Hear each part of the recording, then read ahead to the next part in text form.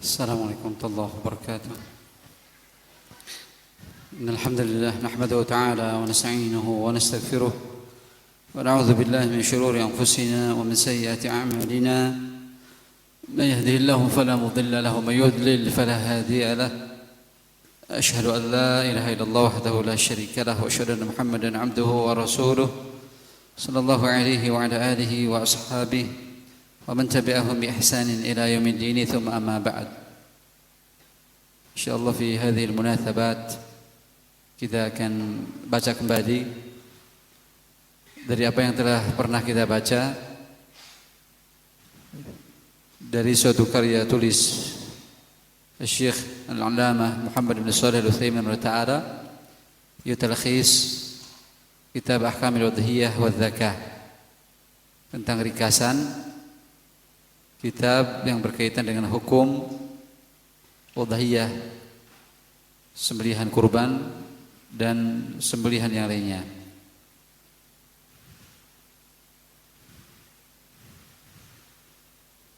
Jadi sementara kitabnya belum ketemu, ya ana lupa naro. Bisa antum simak PDF, ya, bisa mendownload masing-masing. Ya, tentang ahkam atau talkhis ahkam al-udhiyah karya Syekh Ibn Ta'ala. Beliau di situ mencantumkan beberapa fasal. Singkat kata, kita masuk pada fasal yang pertama. Ya, tentunya kita baca kembali untuk mengiangkan di hati sanubari kita tentang apa yang telah kita pelajari, karena idza takarrara taqarrara, harapannya dengan berulang-ulang itu semakin hafal, semakin lancar. Demikian pula min bab al-ilmu qabla al-qawli wal amal, berilmu terlebih dahulu sebelum melakukan, karena tentunya tidak lama lagi, bukan waktu yang jauh, ya, sekitar mungkin sebulan setengah kita akan memasuki kepada Idul Kurban, ya, Idul Adha. Sehingga min bab itu kita mengilmui kembali, mengingat kembali apa yang berkaitan dengan hukum-hukum yang ada padanya. Musta'inan billah, yang tentunya kita mohon pertolongan kepada Allah Subhanahu wa taala agar Allah SWT memudahkannya, dan harapannya ilmu yang membuahkan amal dalam kehidupan kita masing-masing, sehingga ibadah kita dibangun di atas ilmu. Qala rahimahullah ta'ala al-faslul awwalu fi ta'rifil udhiyati wa hukmiha. Fasal yang pertama yaitu tentang definisi udhiyah dan hukumnya.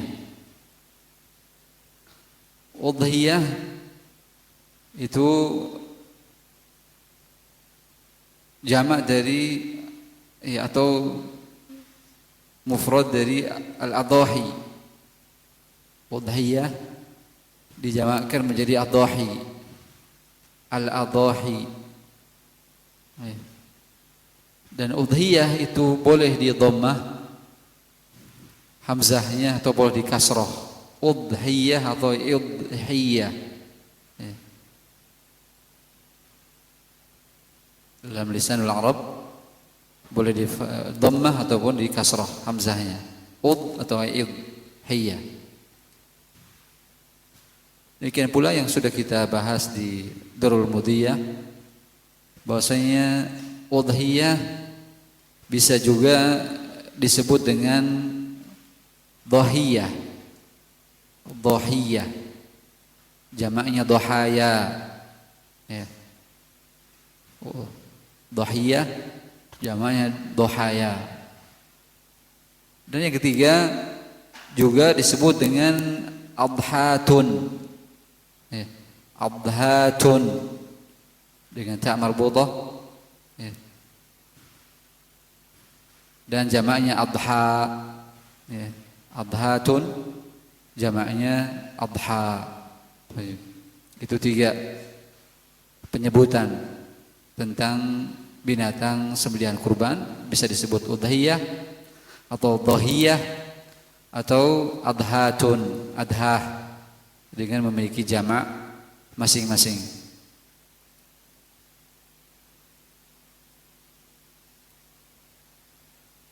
Yang udhiyah atau idhiyah, kata beliau, ma yuzbahu min bahimatil an'ami ayyam 'idil adha bisababil 'idi taqarruban ila Allah azza wa jalla. Udhiyah adalah ma yuzbahu, sesuatu yang disembelih, min bahimatil an'am, dari kalangan bahimatul an'am, dari jenis bahimatul an'am. Sebagaimana Syekh akan menerangkan nanti dalam syarat sembelihan hewan kurban itu harus bahimatul an'am. Dan yang terkategorikan bahimatul an'am menurut lisan Arab hanya 3 jenis, yaitu unta, kemudian sapi, mencakup jenisnya yaitu kerbau, ya. Demikian pula kambing, mencakup jenisnya yaitu ad-dha'nu wal ma'z, ad-dha'nu wal ma'zu, ya. Domba atau kambing. Kendati pun semuanya embe, ya. Mau domba mau kambing semuanya embe, suaranya sama, ya. Tapi diistilahkan ada kambing yang berbulu dha'n, ada kambing yang tidak berbulu ma'az. Itu 3 jenis yang termasuk dari bahimatul an'am, ya. Sehingga udhiyah yaitu hewan yang disembelih dari salah satu jenis bahimatul an'am tadi, ya. Tidak keluar dari itu, tidak lepas dari itu, ya. Semahal apapun, setinggi apapun, ya, harganya, misalkan, ya, dia punya ayam apa lah, atau punya, ya, burung apalah yang mahal harganya melebihi kambing. Kambing masih ada berkurban 1,5 juta, 2 juta, sementara burung murainya 5 juta, ya. Kemudian dia ingin berkurban dengan burung murainya karena lebih mahal anggapannya daripada kambing, ya. Burungnya 5 juta, kalau kambing cuma 1,5 juta, 2 juta, ya. Tidak bisa, ya khatifillah, ya. Karena harus dari bahimatul an'am, tidak dari jenis yang lain, ya. Dan tidak bisa dikiaskan dengan hadis Abu Hurairah radhiyallahu taala anhu di Sahih Bukhari tentang keutamaan mendatangi sholat Jumat, iya. Yang Rasulullah SAW menyebutkan tentang keutamaan dari seseorang mendatangi menghadiri sholat Jumat, man raha ila al-masjid fi sa'atil ula fa ka'annama qarraba badanatan wa man raha fi sa'ati thaniyati fa ka'annama qarraba baqaratan wa man raha fi sa'ati thalithati fa ka'annaha qarraba kabshan wa man raha fi sa'ati rabi'ati fa ka'annaha qarraba dajajatan wa man raha fi sa'ati al-khamisati fa ka'annaha qarraba baydatan. Ya. Hadis ini tentang fadl ityan al-jum'ah, ya, keutamaan tentang mendatangi salat Jumat. Itu keutamanya barang siapa yang mendatangi salat Jumat di waktu yang pertama, maka seolah-olah dia pahalanya seperti orang yang berkurban unta. Datang menuju salat Jumat di waktu yang kedua seperti pahalanya berkurban sapi. Datang di waktu yang ketiga, maka pahalanya seperti berkurban kambing besar. Datang di waktu yang keempat, maka seperti orang yang berkurban ayam. Datang di waktu yang kelima, seperti orang yang berkurban telur. Ya. Kalau begitu berarti boleh dong kurban dengan ayam atau telur.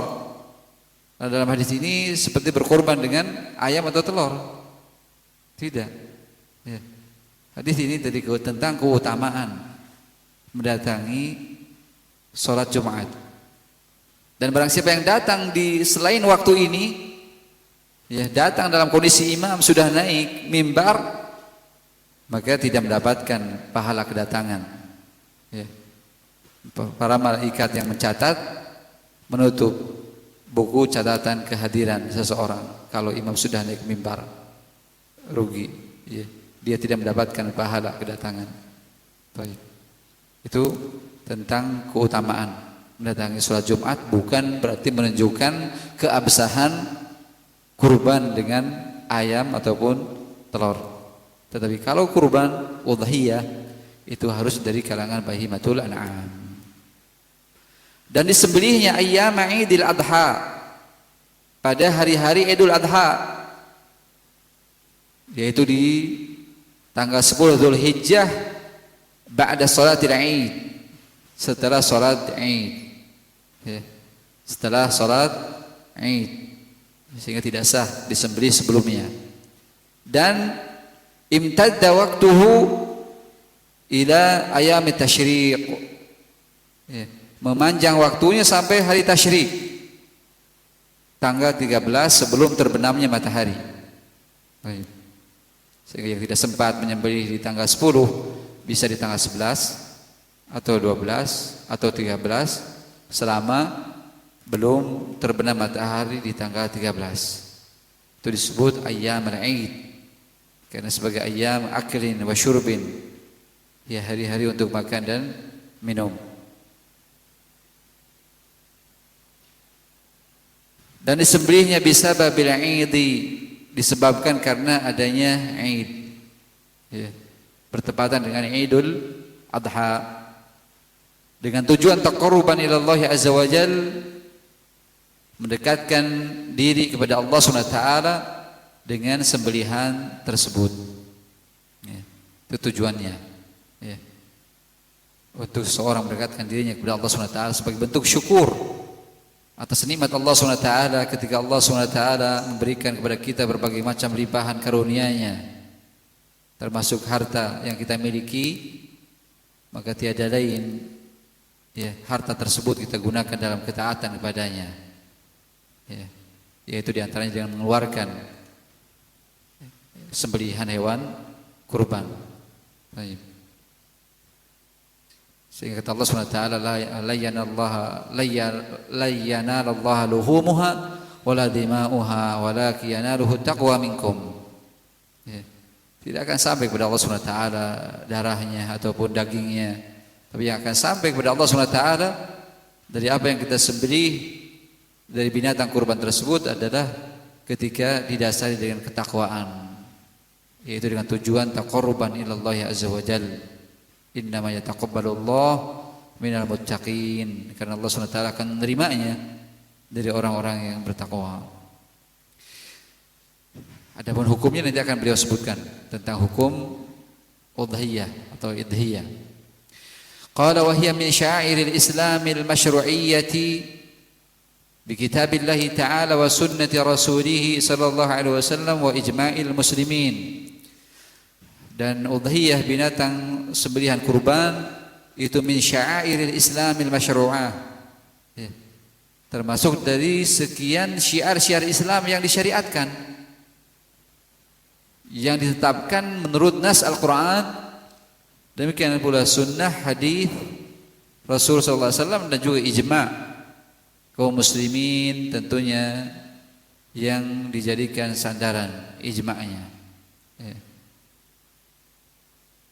Min nasil Quran, dari sekian nas Al-Quran yang menunjukkan pensyariatan penyembelihan hewan kurban yang kita ketahui, yang antum hafal di Al-Kautsar. Ayat yang kedua, fasalli li rabbika wanhar. Ya. Fasalli, dan salatlah kamu, li rabbika, karena Rabbmu, serta wanhar, menyembelih. Ya. Allah perintahkan ya, dua ibadah ini. Sehingga kata Qatadah dan yang lainnya, fasholli salat Idul Adha. Salatlah kamu yaitu salat Idul Adha. Wanhar, dan menyembelihlah yaitu menyembelih hewan kurban. Ya. Dua ibadah yang mulia. Setelah Allah SWT mengingatkan nabinya, inna a'tainakal kautsar, sesungguhnya kami telah memberikan kepada engkau wahai Muhammad ya, karunia yang besar, al-kautsar. Baik. Wa qila al-haud. Ya. Maka setelah Allah SWT mengingatkan akan nikmat yang besar ini, tentunya sebagai bentuk syukur atas nikmat itu, Allah perintahkan fasholli di rabbika wanhar. Ya. Salatlah kamu, itu tadi salat Idul Adha, dan dilanjutkan dengan wanhar, menyembelih.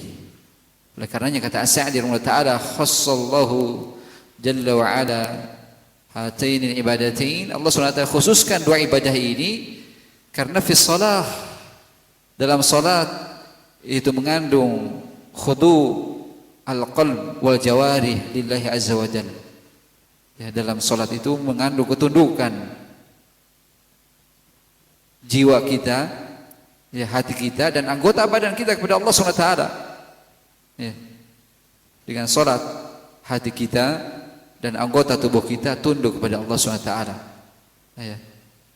Dengan ruku, sujud dan yang lainnya dari yang amalan-amalan yang dilakukan dalam salat itu sebagai bentuk ketundukan kepada Allah Subhanahu wa taala, menyerahkan diri sepenuhnya kepada Allah Subhanahu wa taala. Demikian pula disebutkan menyembelih karena menyembelih adalah bentuk dari pengorbanan, taqarrub kepada Allah Subhanahu wa taala. Seorang hamba berupaya untuk memberikan yang terbaik kepada Allah Subhanahu wa taala, mendekatkan dirinya dengan yang terbaik melalui hartanya. Ketika Allah SWT memberikan fasilitas kepada kita berupa harta, maka dengan harta itu kita berupaya ya, untuk mengorbankan yang terbaik dalam beribadah kepada Allah SWT. Yang hakikatnya itu semua bagi kita, karena Allah SWT ma uridu minkum min rizqin wa ma uridu ayyut'imun. Ya. Allah tidak menghendaki rezeki, tidak menghendaki pula makanan. Tapi apa yang kita kurbankan lillahi azza wajal itu sebagai tentunya bekal kita dan tabungan kita ketika kita kelak berjumpa dengan Allah Subhanahu wa taala, dan sebagai pemberat timbangan amalan kita masing-masing di sisi Allah Subhanahu wa taala. Baik. Maka dari itu berupayalah dengan yang terbaik. Baik, sehingga kita akan mendapatkan yang terbaik pula dari Allah Subhanahu wa taala.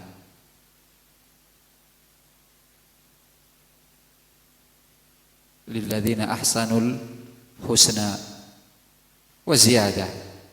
Ya, bagi orang-orang yang berbuat baik maka al husna, kebaikan pula yang akan dia dapatkan.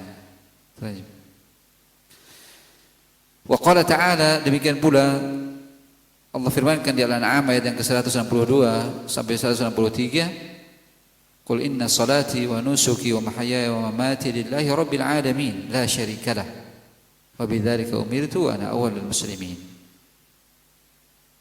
Katakanlah bahwasanya salatku, penyembelihanku, hidupku dan matiku tentunya untuk Allah Rabbul Alamin, tidak sekutu baginya, dan dengan itulah aku diperintahkan menjadi orang yang awan berserah diri kepada Allah Subhanahu wa taala. Maka wa nusuki ay wa dzabhi. Wa nusuk kata Syekh Ta'ala adzabhu, itu penyembelihan.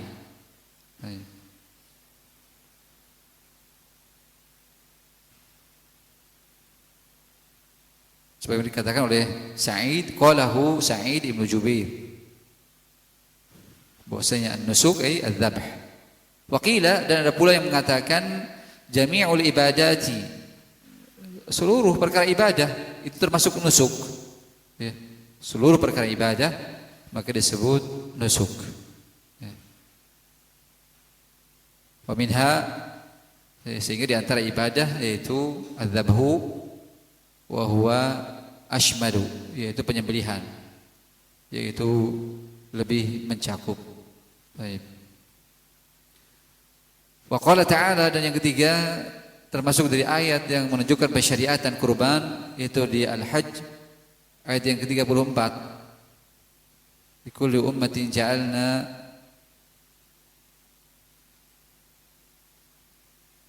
mansaka, ya, liyadhkuru ismallahi ala ma razaqahum min bahimatil an'am. Di kulli ummatin ja'alna mansaka, bahwasanya setiap umat, kata Allah SWT, kami jadikan mansaka, penyembelihannya. Untuk apa mereka menyembelih? Bukan hanya umat Nabi Muhammad SAW saja, tapi setiap umat, kata Allah SWT. Ya. Sebagaimana antum ketahui tentang Nabi Ibrahim. Ya. Itu semua lihat Allah, agar mereka mengingat Allah SWT terhadap rezeki yang telah Allah rezekikan kepada mereka, sebagai bentuk syukur dari rezeki yang kita dapatkan. Ya. Toh hakikatnya apa yang kita kedepankan untuk Allah SWT, maka itulah harta kita yang hakiki. Ya. Harta kita yang hakiki. Maluka ma qaddamta wa ma ta'akhkharta li ahli warithika. Hartamu yang hakiki, yang sebenarnya, yang sudah kamu kedepankan untuk Allah, ya, yang sudah kamu kurbankan untuk Allah SWT, maka itu hartamu yang akan kamu jumpai nanti, yang akan datang kepadamu ala surati syabin jamilin, ya, hasanin, dengan bentuk seorang pemuda yang tampan, dengan mengatakan ana amaluka shalih, aku amalan solehmu. Itu adalah harta kita yang sudah kita kedepankan kepada Allah SWT. Adapun yang tersisa hanya untuk ahli waris kita nanti ketika kita mati. Ya. Sebagai bentuk syukur dari itu semua. Karena tentunya hakikatnya harta yang Allah SWT berikan pada kita titipan, ya. Dan tentunya untuk masing-masing kita berlomba, ya. Siapa di antara kita yang dengan harta itu menjadi orang-orang yang tinggi derajatnya di sisi Allah SWT.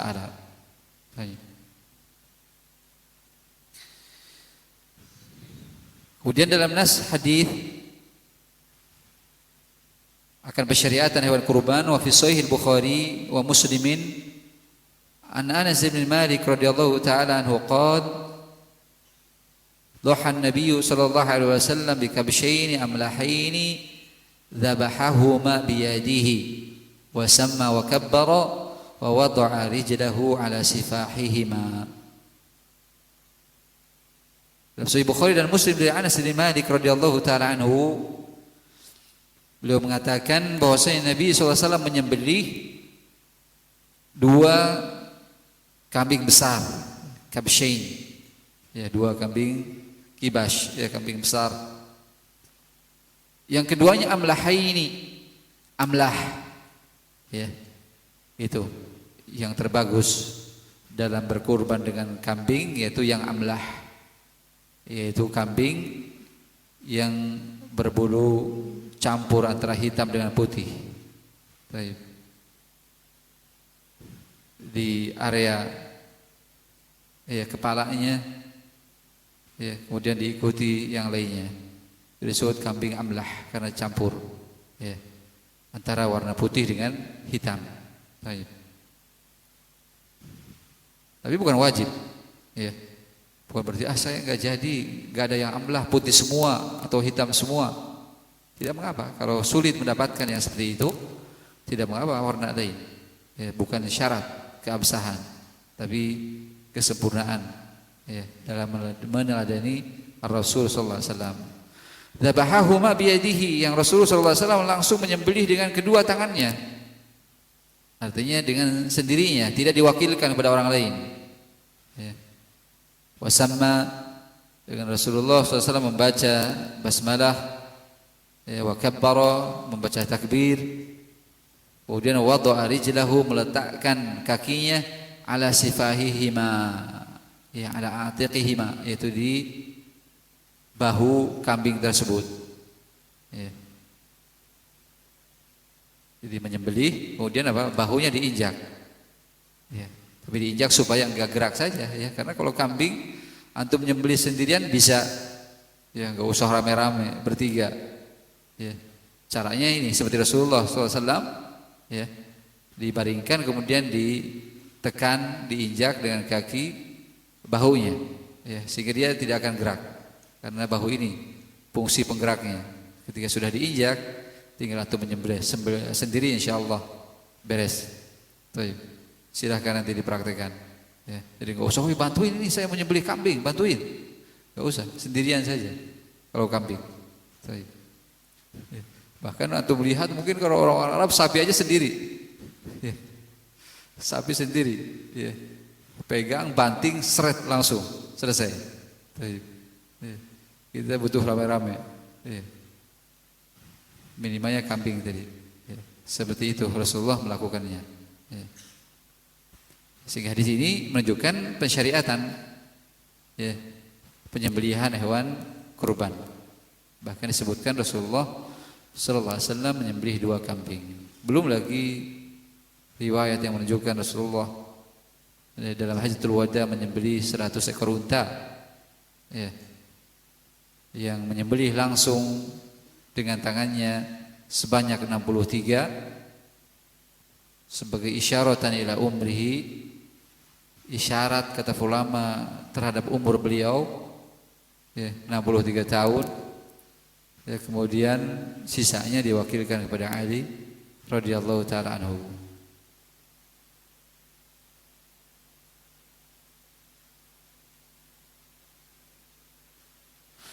Kemudian hadis yang kedua, wa Abdullah bin Umar radhiyallahu taala anhuma qala aqama an-nabiy sallallahu alaihi wasallam bil Madinati 10 sinina yudhi.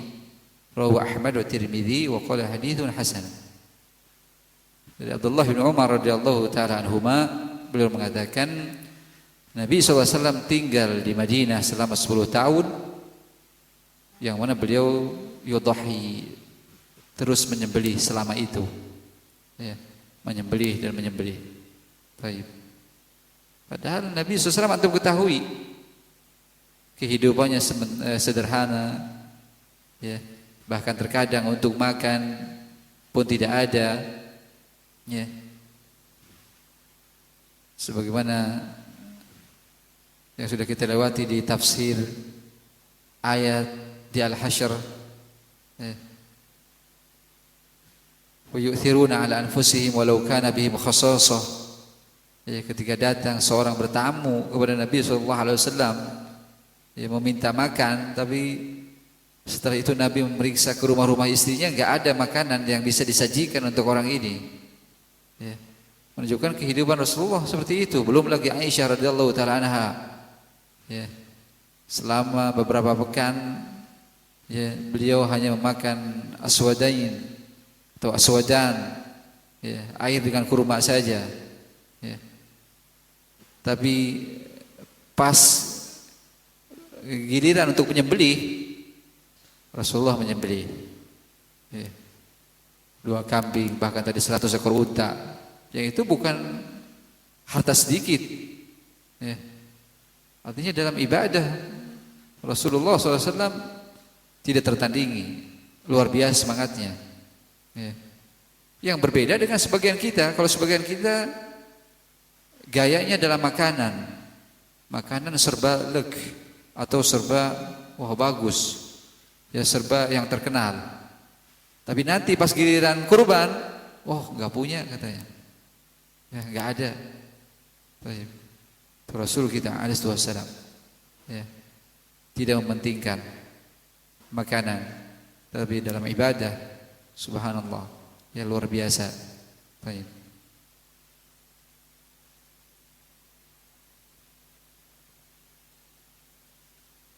Dan yang ketiga, wa Uqbah bin Amir radhiyallahu taala anhu anna Nabiy sallallahu alaihi wasallam qassama baina ashabihi duhaya fasarat li Uqbah jada'atan faqala ya Rasulullah sarat li jada'atun faqala dhahi biha.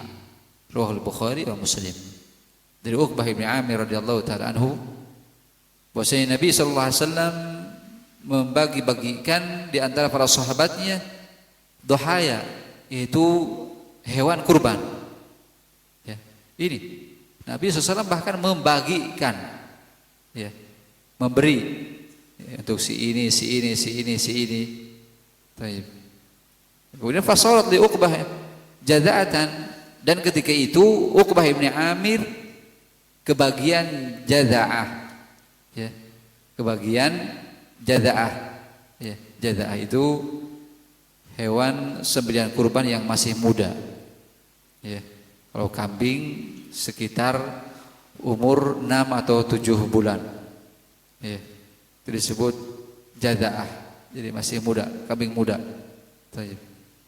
Faqala ya Rasulullah sarat li jaza'ah, oh ya Rasulullah, ternyata aku kebagian jaza'ah tadi, kambing muda. Ya, faqala, maka Rasulullah, ya asal jangan balibul, ya, balibul atau batibul itu jangan, ya. Minimalnya dalam syariat kita, ya, khusus untuk dha'n, kambing yang berbulu itu 7 bulan, ya, minimal, ya, 6 atau 7 bulan, tidak boleh kurang dari itu, ya, tidak boleh yang 3 bulan katanya atau yang 5 bulan, itu belum masuk nanti dalam kriteria umur yang disyariatkan untuk dikurbankan. Baik. Faqala, maka kata Rasulullah, dhahi biha, silahkan kamu sembelih dia, katanya, jaza'ah tersebut, ya.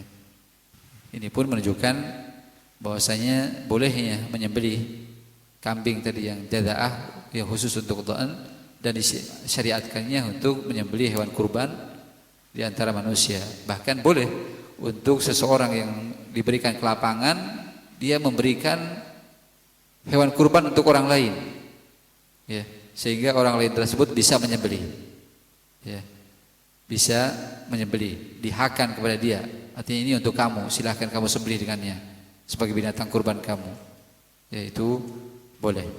Baik. Demikian pula pabrik yang sering antum dapati, pihak pabrik terkadang apa?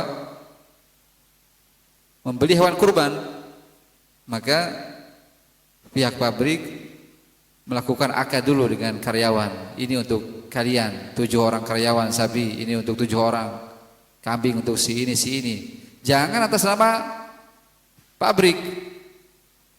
Kalau atas nama pabrik, sementara pabriknya yang punya adalah apa? Jepang, Korea, kafir, ya, la syai'a alaihi, tidak ada pahalanya sedikit pun, ya, tidak benar kurban kalau atas nama pabrik atau atas nama si Jepang, tapi harus diakadkan ke karyawannya, ya, sehingga itu menjadi hak karyawan. Baik. Karena syarat tentunya apa? Harus muslim, kecuali yang punya pabrik muslim, ya, berarti sembelihan dia. Baik. Itu diperjelas akadnya dengan pihak pabrik, ya.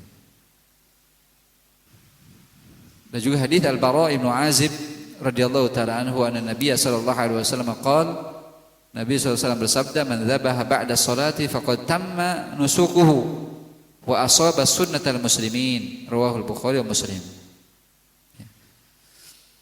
Dari Al-Bara' Ibnu Azib radhiyallahu taala anhu, bahwasanya Nabi sallallahu alaihi wasallam bersabda, barang siapa yang menyembelih setelah salat Id, maka sungguh telah sempurna penyembelihannya dan mencocoki sunnah kaum muslimin, artinya sesuai dengan apa yang ada pada kaum muslimin, bahwasanya waktu menyembelihnya yaitu setelah salat. Tetapi yang menyembelih sebelum salat, ya, dan dia punya gantinya, ya, atau masih ada sisa uang untuk membeli lagi, maka sembelih setelah salat sebagai pengganti yang disembelih sebelum salat, karena yang sebelum salat tidak sah dan tidak teranggap sebagai binatang sembelihan kurban, hanya daging biasa. Ini pun menunjukkan tentang pensyariatan penyembelihan hewan kurban. Itu diantara nas Al-Quran dan juga hadis Rasul SAW yang menunjukkan tentang pensyariatan sembelihan kurban. Adapun hukumnya akan disebutkan di pembahasan berikutnya. Wallahu taala a'lam bishawab. Wa sallallahu wasallam ala nabiyina Muhammadin wa alihi wa sahbihi ajma'in. Wassalamualaikum warahmatullahi wabarakatuh.